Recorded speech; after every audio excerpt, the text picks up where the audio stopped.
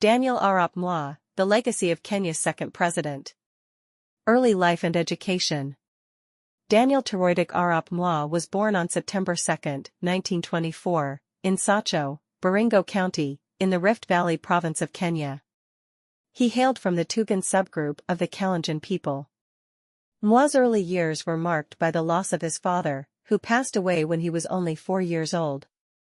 Raised by his mother, he embraced the traditional values and teachings of his community. Moi's formal education began at the African Inland Mission School at Kabartonjo. Later, he attended Kapsabet High School and the Tambach Teachers Training College. His training as a teacher profoundly influenced his early career, leading him to work in various educational institutions across the Rift Valley. Political beginnings. Moi's entry into politics was somewhat fortuitous. In 1955, when the British colonial government expanded the Legislative Council to include more African representatives, Moi was appointed to fill the Baringo North seat. His moderate stance and ability to work with different communities distinguished him from more radical nationalists of the time. In 1960, Moi co-founded the Kenya African Democratic Union, KADU, alongside Ronald Ngala. KADU advocated for a federalist system of governance to protect the interests of minority groups against the dominant Kenya African National Union, KANU, led by Jomo Kenyatta. However, following Kenya's independence in 1963, KADU dissolved, and Moi joined KANU, marking the beginning of his long association with the party. Vice presidency and ascendancy to power. In 1967, Daniel Arap Moi was appointed vice president by President Jomo Kenyatta, a position he held for the next 11 years. This period was marked by Moi's loyalty to Kenyatta and his ability to maintain a low profile, avoiding the factional struggles within KANU. Kenyatta's death in 1978 paved the way for Moi to become the president of Kenya. Moi's ascendancy was not without challenges. The Kikuyu elite, who were dominant in Kenyatta's government, viewed Moi with suspicion. However, Moi swiftly consolidated power by restructuring the government and party apparatus to reduce the influence of the Kikuyu elite. His ability to maneuver politically ensured his grip on power. The Nyayo era. Moi's presidency, often referred to as the Nyayo era, Nyayo means footsteps in Swahili, signifying his commitment to follow in Kenyatta's footsteps, was characterized by a mix of political stability and authoritarianism. His philosophy of peace, love, and unity was frequently invoked, yet his regime was marked by repression of dissent and consolidation of power.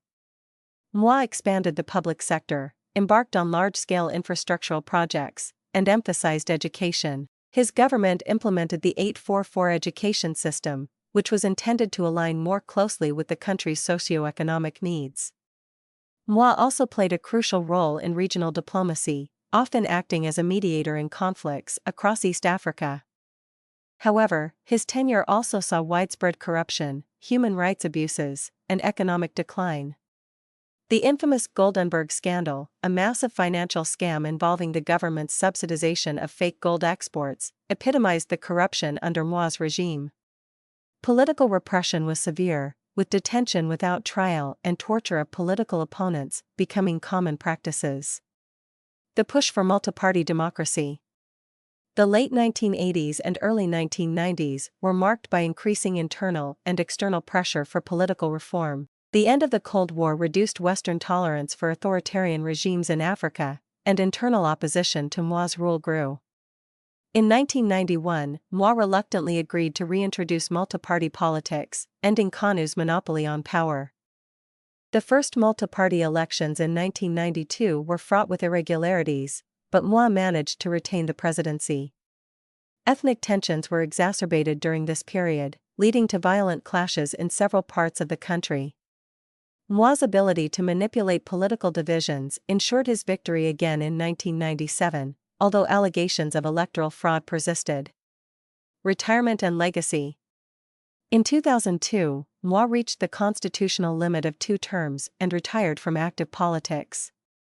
He handpicked Uhuru Kenyatta, the son of Jomo Kenyatta, as his successor. However, Uhuru lost to Mwai Kibaki, signaling the end of KANU's long reign. In retirement, Moi maintained a significant influence in Kenyan politics, albeit from behind the scenes. He continued to be revered and criticized in equal measure. Moi passed away on February 4, 2020, at the age of 95. His death marked the end of an era and provided an opportunity for reflection on his complex legacy. Conclusion. Daniel Arap Moi's legacy is a tapestry of contradictions. His tenure brought both stability and repression, development and corruption.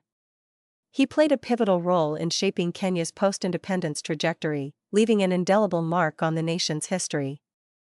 As Kenya continues to evolve, the lessons from the Nyayo era remain pertinent, reminding future leaders of the delicate balance between power and governance.